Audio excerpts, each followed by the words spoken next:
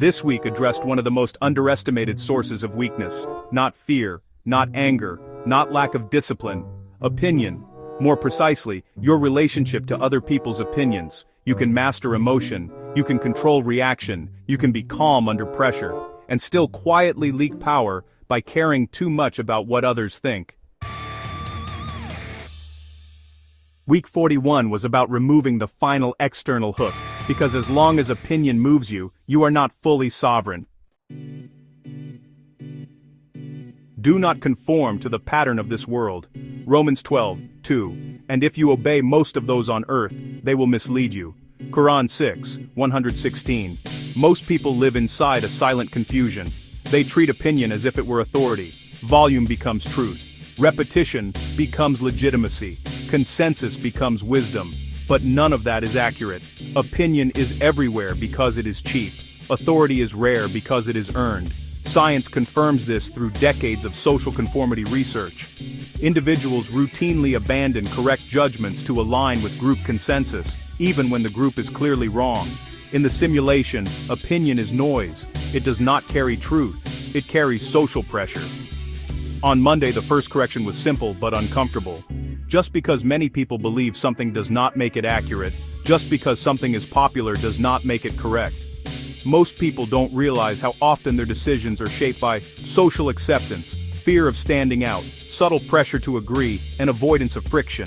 None of these are truth-based forces. They are comfort-based forces. Detachment from opinion begins when you stop outsourcing judgment. Listening is fine, considering is fine, but deciding must happen alone. Authority does not come from agreement, it comes from alignment with reality.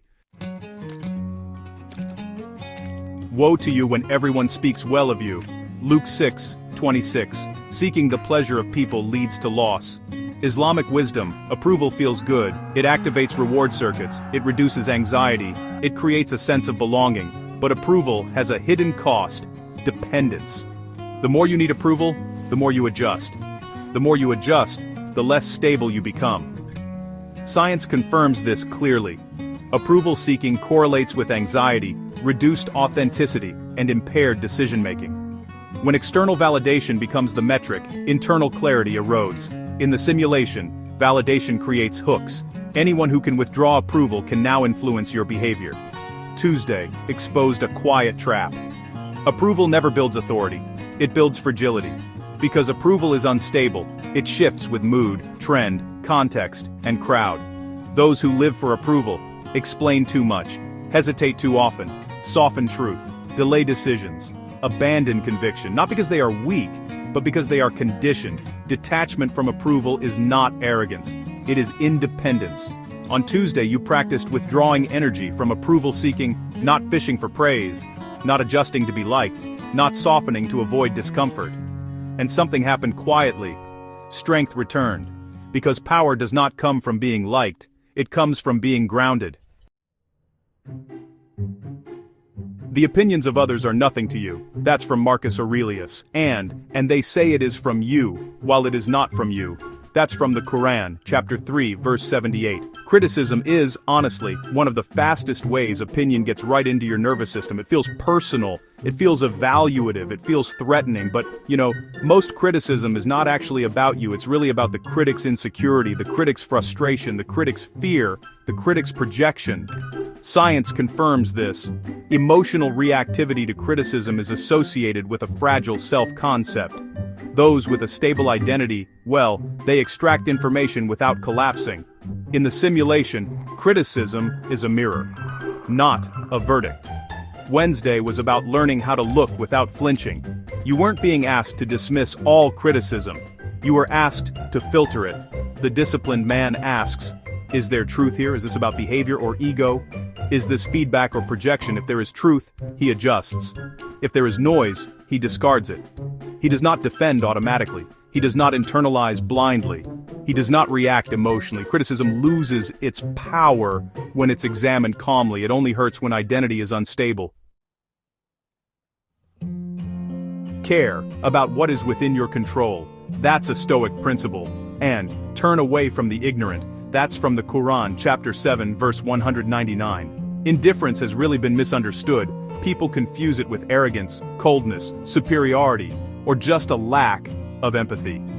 But true indifference is none of those things. Indifference is selective engagement. It's the refusal to spend energy on opinions that don't build, clarify, or correct. Science confirms this. Emotional detachment improves focus, resilience, and cognitive clarity. Reactivity drains resources, while restraint preserves them. In the simulation, indifference removes leverage. When you stop reacting, people lose influence, provocation loses force, manipulation fails, and noise just dissolves. Thursday was about permission. Permission to not reply, not engage, not correct, not justify, not react. Not everything deserves access to you. Indifference is not disrespect. It's self-respect. Power consolidates when you stop feeding what does not matter.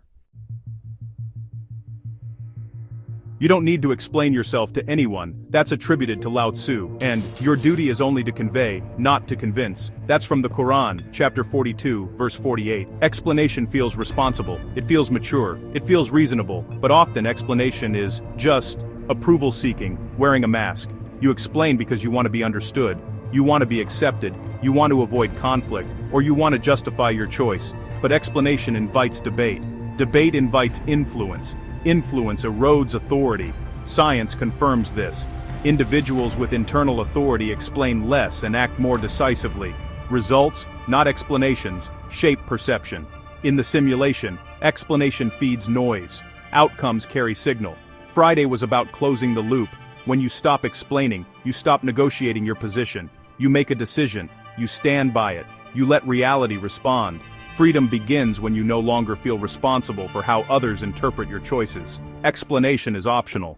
Alignment is not. Week 41 removed the last invisible chain. You learned that opinion is not authority, approval is a weak currency, criticism is information, not identity, indifference is independence, and explanation is often just permission-seeking. This week wasn't about becoming cold. It was about becoming unmovable. You didn't become isolated, you became grounded. You didn't reject people, you stopped outsourcing judgment. Detachment from opinion isn't ego, it's clarity.